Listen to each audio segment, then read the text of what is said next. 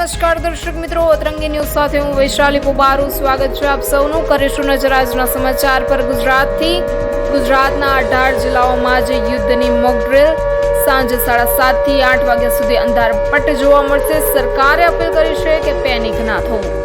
આજે બુધવાર તારીખ 7 મેના રોજ સમગ્ર ગુજરાત સહિત દેશભરમાં યુદ્ધ જેવી કટોકટીની પરિસ્થિતિ માટે સિવિલ ડિફેન્સ મોક ડ્રીલ હાથ ધરવામાં આવી રહી છે।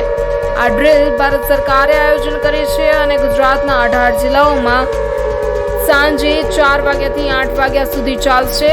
ખાસ કરીને સાંજે 7:30 વાગ્યે સાયરન વાગતા જ 8 વાગ્યા સુધી ટોટલ બ્લેકઆઉટ કરવામાં આવશે।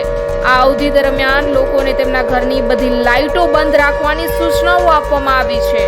જો ઘરની અંદરથી પ્રકાશ બહાર ન જોવા મળતો હોય તો લાઇટ ચાલુ રાખી શકાય, પણ મોબાઈલ ટોર્ચ પણ વાપરવી નહીં તેવી અપીલ કરવામાં આવી છે।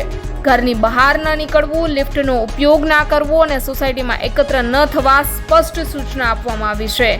ગૃહ રાજ્યમંત્રી હર્ષ સંઘવીએ જણાવ્યું કે લોકો પેનિક ન થાય, ડરે નહીં અને સરકારી માર્ગદર્શનને અનુસરે।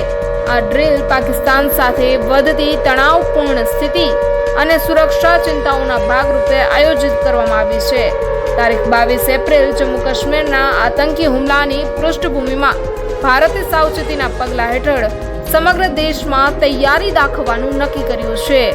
આવા જ વધુ સમાચારો જોવા માટે બન્યા રહો અતરંગી ન્યૂઝ પર।